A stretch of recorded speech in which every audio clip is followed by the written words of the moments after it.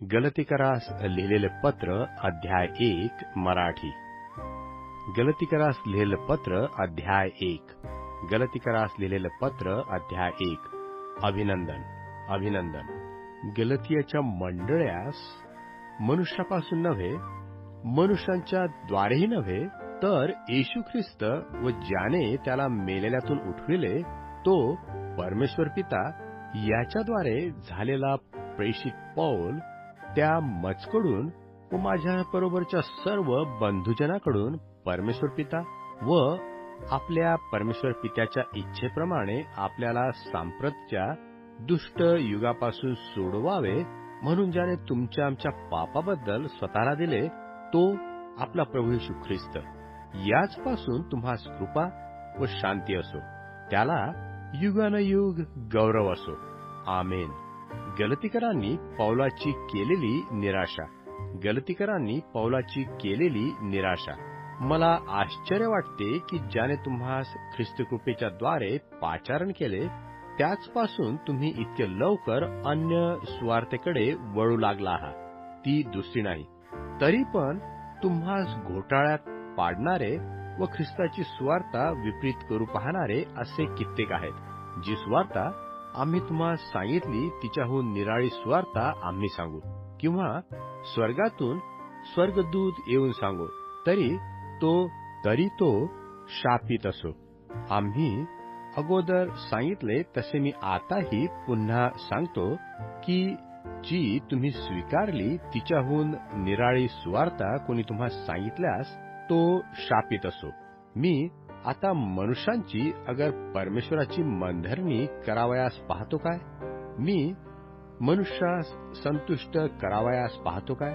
मी अजून मनुष्यास संतुष्ट करावयास पाहिले असते तर मी ख्रिस्ताचा दास नसतो. मनुष्यापासून नव्हे तर ख्रिस्तापासून आपणास सुवार्ता प्राप्त झाली असे पौल सांगतो. मनुष्यांपासून नव्हे तर ख्रिस्तापासून आपणास सुवार्ता प्राप्त झाली असे पौल सांगतो. बंधुजन हो, मी तुम्हास कळवितो की मी सांगितलेली सुवार्ता मनुष्यांच्या व्यवहाराप्रमाणे नव्हे, कारण ती मला मनुष्यांपासून प्राप्त झाली नाही आणि ती मला कोणी शिकवली नाही, तर येशू ख्रिस्ताच्या प्रकटीकरणाने ती मला प्राप्त झाली. यहुदी धर्मातल्या माझ्या पूर्वीच्या वर्तणुकीविषयी तुम्ही ऐकले आहे की मी परमेश्वराच्या मंडळीचा पराकाष्ठेचा छळ करीत असे व तिचा नाश करीत असे, आणि माझ्या पूर्वजांच्या संप्रदायाविषयी मी विशेष आवेशी असल्यामुळे स्वजातीतील माझ्या वयाच्या पुष्कळ लोकांपेक्षा यहुदी धर्मात मी पुढे गेलो होतो. तरी ज्या परमेश्वराने मला माझ्या मातेच्या उदरातून जन्मल्यापासून वेगळे केले व आपल्या कृपेने बोलाविले, त्याला मी विदेशी लोकांमध्ये त्याच्या सुवार्तेची घोषणा करावी म्हणून आपल्या पुत्राच्या ठायी प्रगट करावे, हे जेव्हा बरे वाटले तेव्हाच मानवांना न विचारता आणि माझ्यापूर्वी झालेल्या प्रेषितांकडे यरुशलेमास वर न जाता मी अरबस्तानात निघून गेलो व दिमिश्कास फिरून परत आलो. मग 3 वर्षानंतर केफाला भेटावयास यरुशलेमास वर गेलो व त्याच्याजवळ 15 दिवस राहिलो.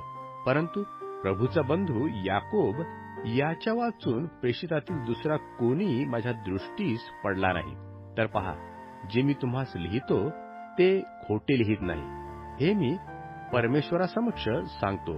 मग सूरिया व किलकिया या प्रांतात मी आलो, तेव्हा ख्रिस्तामध्ये असणाऱ्या यहुदियातील मंडळास माझी तोंडओळख नव्हती. त्यांनी एवढे मात्र ऐकले होते की पूर्वी छळ करणारा हा अगोदर ज्या विश्वासाचा नाश करीत होता त्याची तो आता घोषणा करीत आहे. तेव्हा त्यांनी मजवरून परमेश्वराचे गौरव केले.